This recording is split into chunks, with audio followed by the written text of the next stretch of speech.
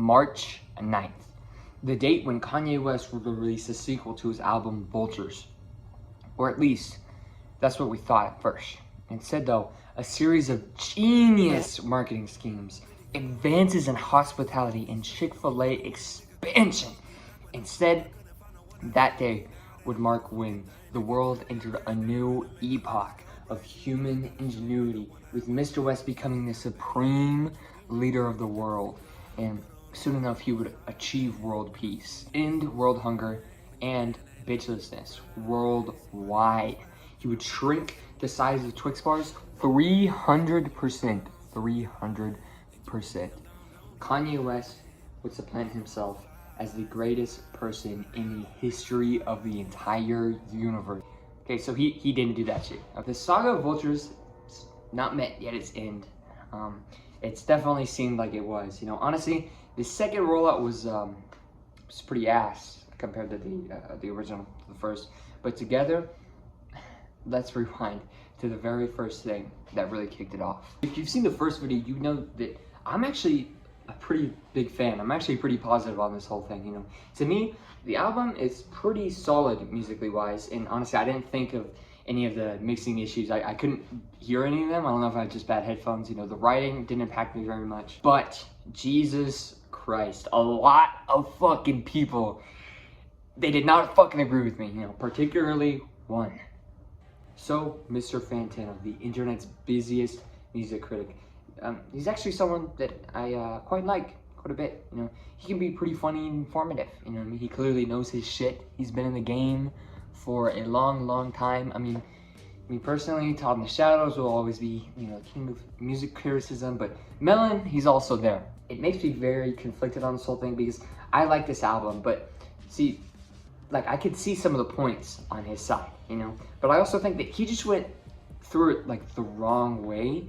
It is true that, like, no matter what he says, a certain percentage of Kanye fans will just vehemently disagree with him no matter what. Could say that the earth is round and some people are gonna argue with you, you know what I mean? But he went with a different approach. He definitely went out of his way to ruffle more feathers than he needed to, which, I mean, it's not a problem because he can express his opinions however he wants. But what I really kind of like, I'm like, you know, like, is that he complains about it afterwards.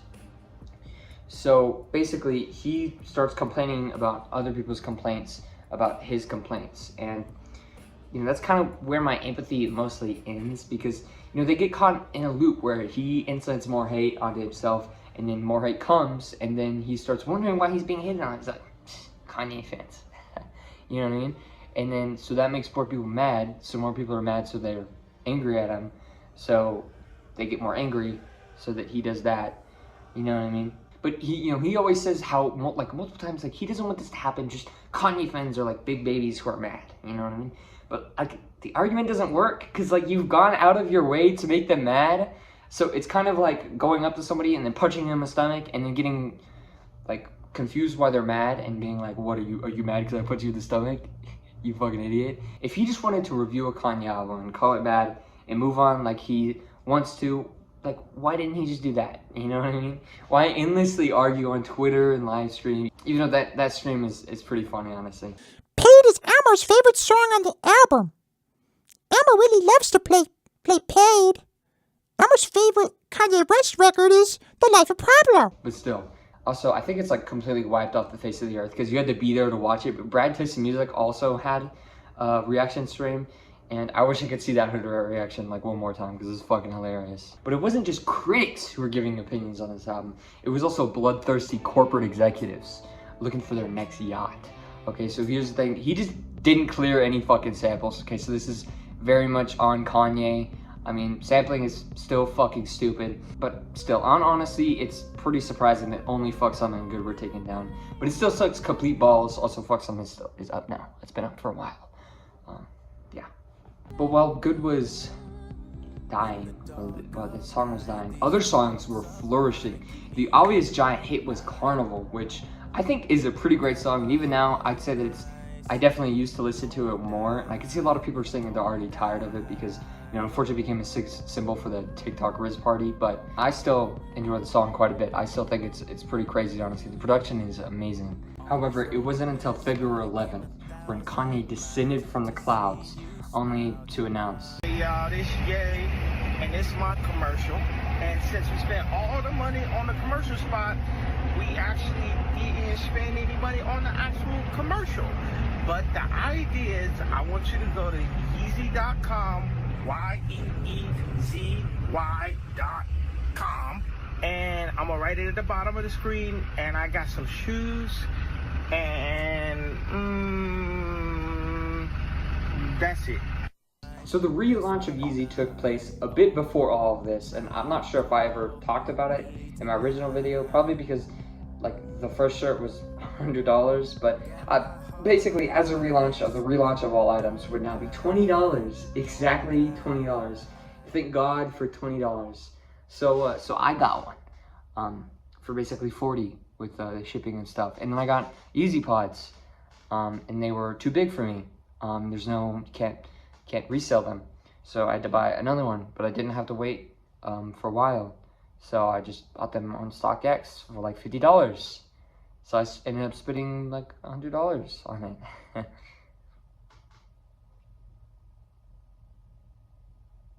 So funnily enough, one pro value to not releasing on March 9th is that I actually didn't get my shirt until March 21st, but now I can. So the actual shirt itself is pretty high quality, you know.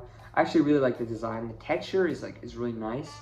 When it gets older, the cracks might look normal because of that, but the thing is, like, it's weird, you know, I mean, the intricacies of the shirt, you know, my stomach, yeah, it's just a bit free-flowing. Sometimes it feels like you're wearing a crop top. It's kind of a pro sometimes, just because sometimes like it could be a little bit breezy because it's a long-sleeve shirt, but sometimes it kind of lets a lot of cool in, just because the cut really weird for some reason. And apparently it's just like one piece of fabric with 4 holes cut into it. I don't know, so it has like the weirdest fitting imaginable. Basically you have like foreskin sleeves and everything like that, you know, and you can see it rolls up, and you have to roll it back out for some reason. For being Kanye, being dropped is not a new issue, but what kind of is venues and stadiums actively discarding his participation with a new announcement of a potential world tour. Even though it's a sure bet that he could sell out a few venues, many were reluctant, so Jules would start a pattern of behavior that would end up being her downfall. Basically, she asked fans to submit proposals to places to try and coerce them into changing their minds. It didn't really seem like it worked.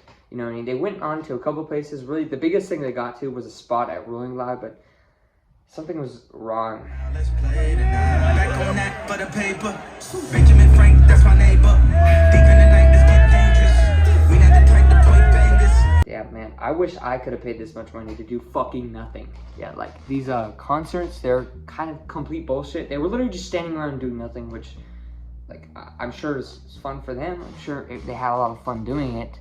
But they shouldn't price them the way you think that they would for them just pressing a button on a laptop hooked to a big speaker would be, you know what I mean?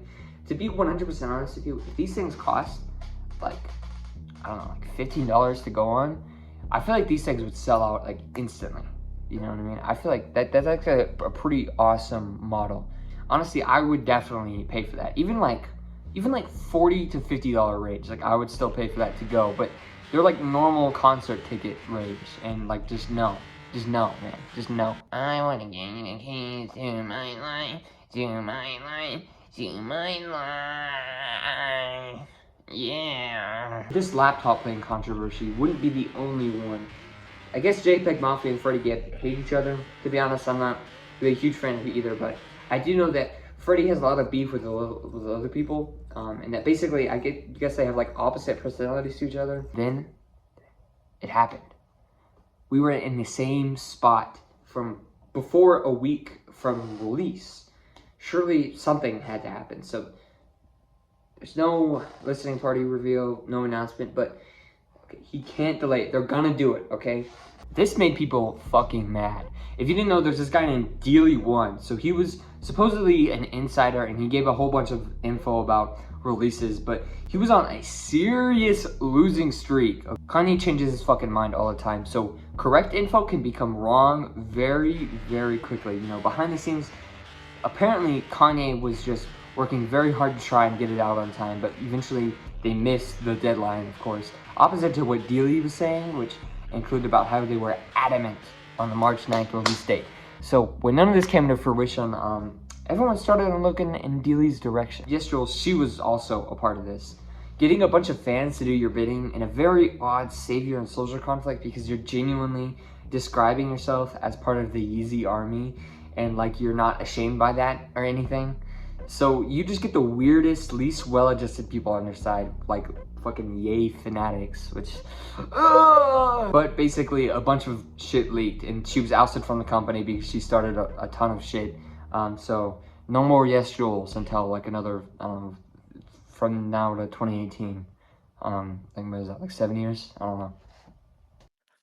Of the company and being the bridge and trying to connect directly with you guys and trying to say yay. And I have fucking screenshots of this and I have recordings. I have everything of me saying yay. Let's stop hiring these dry ass fucking middle-aged white racist pedophilic men and hire your fucking fans because they're genius. And they're the best fans in the world and they're the reason why we're number one. Not because anybody on your team actually has relationships platforms or streaming platforms, because the people on your team can't even have jobs outside of your company because they're literally fucking admitted pedophilists. Like, end rant. Any other questions? I just want to say that it's really funny to me that, and I posted about this earlier, that ultimately the people that are mad at you for quote unquote using them are just mad that they couldn't use you to reach Ye. And look at Randy Orton slithering. Oh, watch out, watch out, watch out, watch out! Same thing with multiple older lawsuits that came back into the fray with frankly bizarre accusations involving Kanye that just furthered his public descent into madness. You know, even though I'd agree that this Mario thing is much better than saying you loved Hitler, but like still, the litany of odd accusations, it couldn't be great for him. And the actual album seemed further away than ever until Kanye would mistakenly message a fucking Baby Keem meme Instagram account and say that they were now shooting for a May 3rd release, which it was almost 2 months away at this point, which seemed grueling for the time, which meant 2 months. I'd have to wait. Dude, it's like March right now. I have to wait 2 months? Oh my God, wow. But just as Kanye went back into the public, poof, you know what I mean, he was gone. It's pretty unclear why this change was made. Going from March all the way to May seems kind of odd, you know what I mean, not even like late March or mid-April, you know what I mean, it doesn't really make it. But he probably just didn't want to compete with Metro or Futures albums, which would obviously contain a massive drug disc, which started this whole thing, and I don't know, that or he just didn't want to deal with Taylor Swift, who knows. The majority of March and basically all of April contained nothing. At first, a trickle from a seemingly dripping pipe. Pictures of Kanye going to Disney and apparently knocking out a dude, you know, and a whole bunch of shit came out. Yeezy porn. That's like the next venture of the corporation, and something that both incredibly out of character and in character for Kanye. He's been open with the fact that he's struggled with porn his entire life, so it seems like such a 360 to just randomly go back to porn, you know what I mean? Especially with Donda being completely devoid of even just cussing at all, you know what I mean? And a huge spout was made out of this and nothing ever came of it. It was probably just a marketing scheme. So May 3rd, the final day at this point, okay, people were counting the hours before this shit came out, and when it did, just nothing. It was just completely quiet on all ends, and pretty much we were left in the dark, you know what I mean? There was no LP, no single, no hype building, nothing. There was literally nothing. We all saw this coming, right? Supposed to be this thing called Yeezy Vision, which was apparently this alternative to streaming that would manage to pay their artists more than just 0.000000001 cent per stream, which, I mean, seems like a noble goal until, you know, you realize that there was no plan to invite anyone else. So it's not exactly title, and it would just flop anyways, and nobody would buy this. But also, who's even gonna want to buy a digital version of an album for $20? You know, I mean, really, unfortunately, Yeezy Vision would just stunt every aspect of the release. Like, nobody would ever go for that. But little did we know that May 3rd would be the least of our problems, because now I'd say we were entering what could only be described as a dry epoch for this album. The next 3 months would contain almost no information and it all started here. Ty Dolla $ign went on with the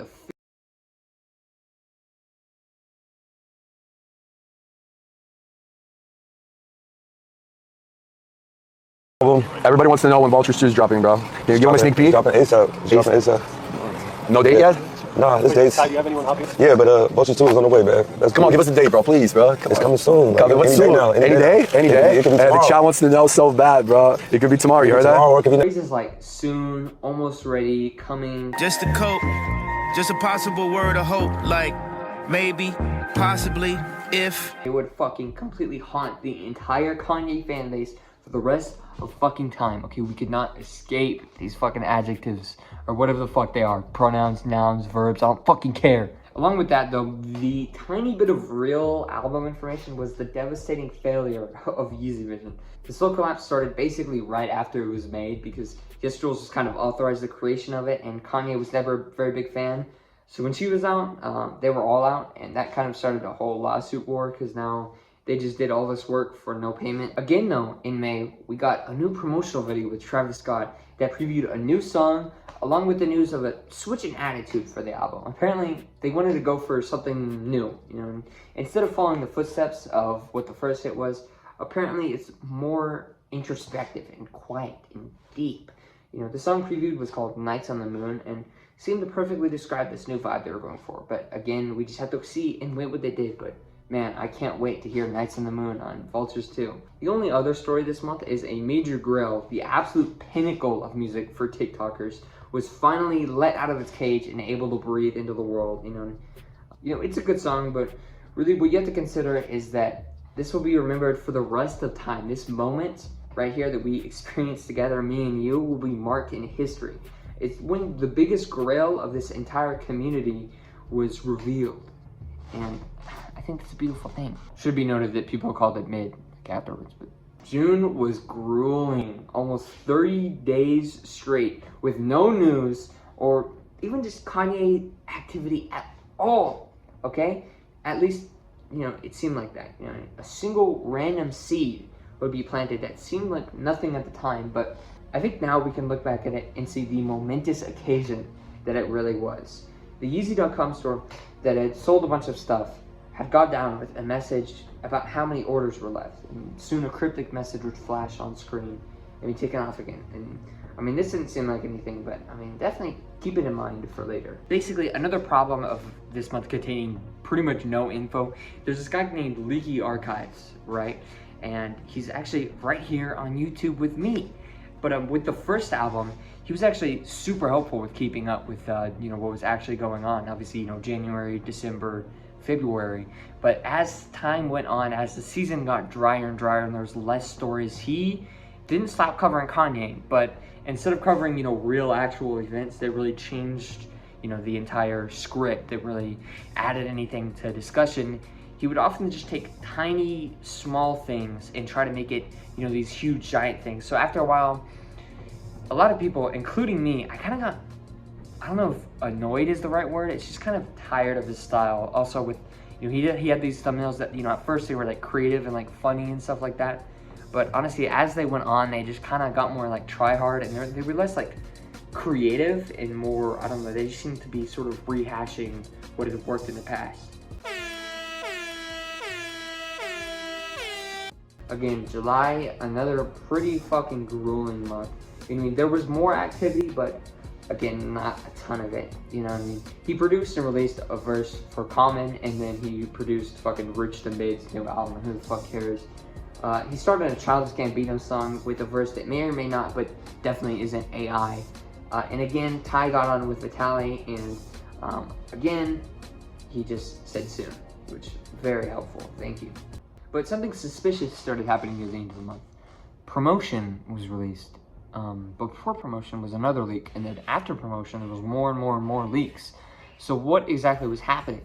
Well, it seemed like, for whatever reason, leakers were starting to get a little scared. They were starting to get antsy. Either all of these songs were scrapped like Melrose, or that for whatever reason, these leakers wanted to get all these things out because they were about to come out and lose all of their value. And then boom, all orders completed, and August 2nd.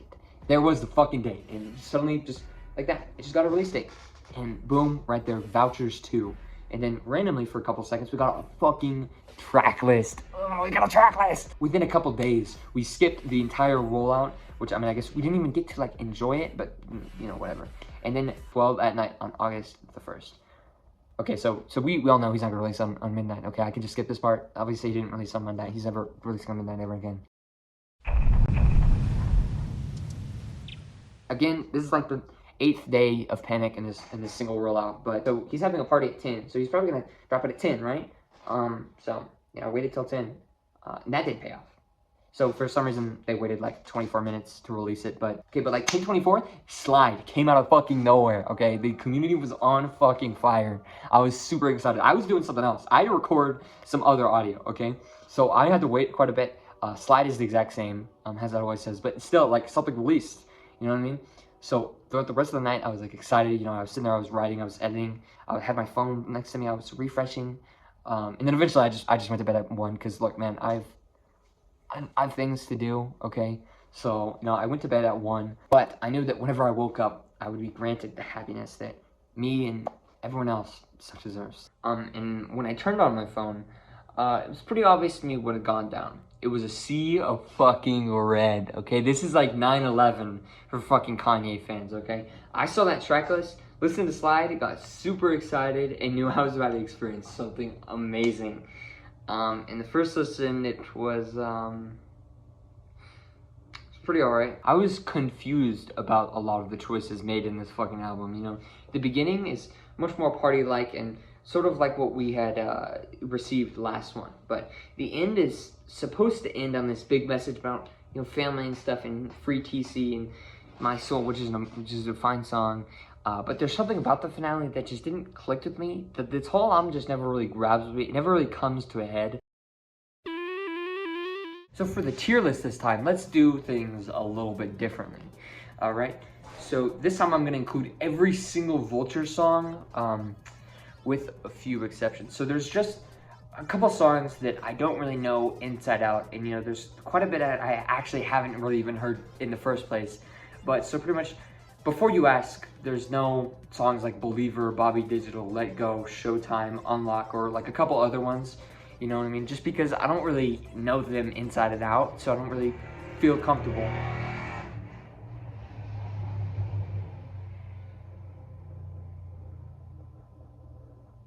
Yeah, I don't really feel comfortable with like ranking them or anything like that, just because, oh my god, I'm the defense man. Also, another rule, because there's like 40 that I have to talk about, including old ones, I'm gonna do it in only 1 to 2 sentences, okay? Or 3 sentences sometimes. Okay, shut up. Genuinely fantastic and beautiful. Everyone does their thing. Maybe a bit plain, but overall it's pretty cool. Kanye's verse is amazing, and I will not let go, okay? North spazzes out, but honestly, I kind of wish there was a Kanye verse. Just astonishingly beautiful with Ty's freaking great writing, and his vocals are amazing. But also, why is the leak better mixed than this? I can't hear the once again. They're like in the way background, like I don't know what's going on. Kanye could have gone on for a little bit less, but overall, I think everyone does their thing, and I really like the drums and the energy and the flow on this song. You know, the chorus is crazy. Underrated, okay?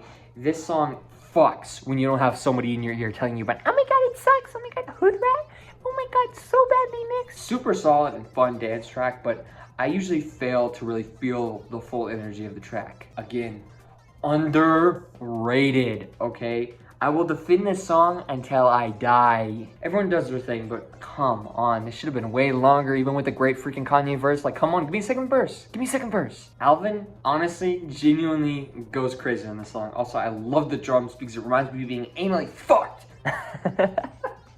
Okay. Possibly the worst track of the entire Vultures era, and of course, it's the title track. Improves the Vultures formula quite a bit, but I think that there's a couple verses that you just can't say by changing the beat. Undeniably insane. Okay, even with all the public scrutiny, the overplaying, you can't deny that this song has a serious energy to it. Unfortunately, Chris Brown is great, and everybody else is great, and Ty's section is just fucking amazing. Took me a bit to really like it, but I think the beat switch and just the rapping ability on display is also just the drums, dude. The drums. I want to kiss JPEG Mafia on the lips. Really cinematic production, but like I need that outro, and I feel like, I don't know, I feel like this song is just kind of okay. Give me back that goddamn screech sound. I need that goddamn screech sound to fully enjoy this song, but also Ty, he goes crazy. His vocals are crazy. Sounds great on headphones, sounds ass on speakers, and also get Kodak Black off of this shit. Just the way the beat switch sounds so fucking bad. Maybe a retread, but come on, it's so crazy. The energy. I have no idea how anybody could feel literally any other emotion other than pure fucking euphoria while listening to this song. Okay, the quack is annoying, but also, dude, the atmosphere is there, and I really like the song. Also, I'm breaking the rules, okay, but fuck all of you guys, okay? Just, it's so obvious, okay, that Husband is simply just Kanye's verse that went on too long, so they give it its own verse. And also, Lifestyle is very clearly supposed to be this big pivot point, which is why Isabella exists, because Isabella is like a sound effect, and they have that in Lifestyle, okay? And they also have Husband before that. So many people are like, oh my god, they just lazily put Husband at the end of Lifestyle. Like, no, you fucking idiots. They clearly did not do that. They clearly had Kanye make a verse on Lifestyle. Lifestyle would be like 7-8 minutes if that was the case. So they clearly just gave Kanye the space on another track and cut a little bit off, which is why it reappears. All Husband is an interlude track, which is why it's not on here, which is why I don't talk about it, because it's not even a real track, okay? But oh my god, we have to whine about everything. Okay, shut the fuck up. Okay, shut the fuck up. Okay, I don't care. From the first time I laid eyes on this track, dude, I fucking loved it. And especially with the reproduction, just beautiful. Somewhat boring, but it's not that bad. It's alright. Dude, just finish the song. Just finish the song, and it'll be amazing, and you'll get a bunch of your fans back, and so many people will be happy. Just finish the song, though. Just do it. And you'll get everything, okay? Just finish the song. There's no excuse. Just finish the song. Possibly the most mid Kanye song, okay? I mean, even with the reprod, I like the reproduction way more than the original beat, and I still don't really know exactly how I'm supposed to be feeling. I don't really feel anything, you know what I mean? I'm like, just kind of bored in this entire track. Dude, it could be amazing. It could be so good. It could be amazing. And then Kanye has to drop a fucking AI verse on there. You're you. Use your voice. Talk with your voice that you have. Talk with your voice.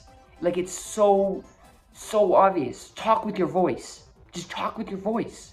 You have a voice. Just talk with your voice. Another soulful journey through Ty's hopeful and amazing writing, and TC's verse is so fucking good, okay? I'll be honest, it's a bit overrated. Never really seen the appeal. I think Kanye needs to go a little bit harder on writing. Maybe it could be good, who knows? The layering on Ty's vocals is so beautiful, dude. It's so beautiful. This would be trash just as much as Bomb would if it released. Okay, fight me. Okay, fuck you. The fact that sample will never be released on this song or authorized is probably the biggest tragedy of Kanye's entire career, okay? Why was this not on the album? It's amazing. It's simply amazing. A little cheap, but I'll take what I can get. You know, I like it fine enough. Also, this is never getting released either. This is how you do it, Kodak. Holy crap, man. Also, if this does release, this is totally going #1, but who knows? The drums and shit are cool. I like the idea of Kanye in like a rock-centered song, but it needs a little more generic, but I think it has some heart, and would definitely go pretty hard at a party.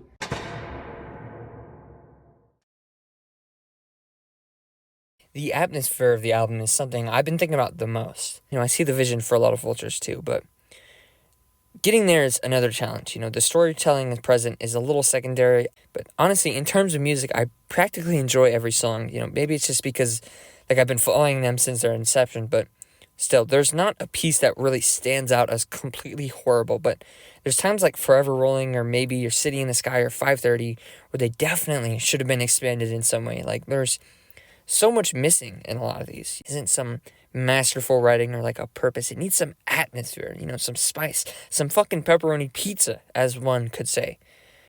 Vultures 2, just, I don't know about this one. You know, the first to me is still a pretty solid album. I don't love it. It's not Kanye's best songs, but what there is, I think is pretty great. And it just feels more finished and really does actually grab me, unlike its sequel, which just sounds nice sometimes, but other times it's more random and aimless. They're currently updating some of the mixes, but my question is, how will that really affect not only the mood on the album, but like the flow and its reputation, or honestly, more importantly, Kanye's reputation?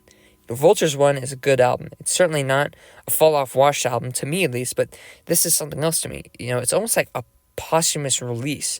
They've got to have more ingenuity involved in the music-making process and more personality.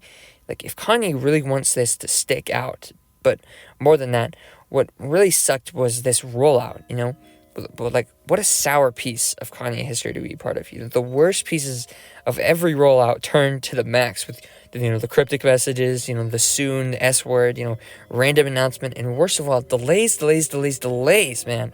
There's quite a bit of good or even greatness on this album that just needs to be unlocked by Kanye and his crew. And, I just hope this happens, but I hope I hear more Kanye and hope this can turn into something amazing, something generational. But honestly, there's a bright side. Delusion. It's in God's play. Whatever the outcome is, it's all glory for all these moments that we should hold dear, even if the album turns into nothing.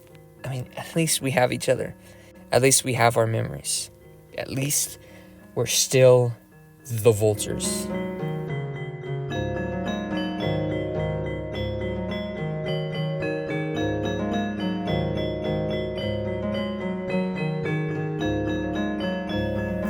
Jesus fucking Christ.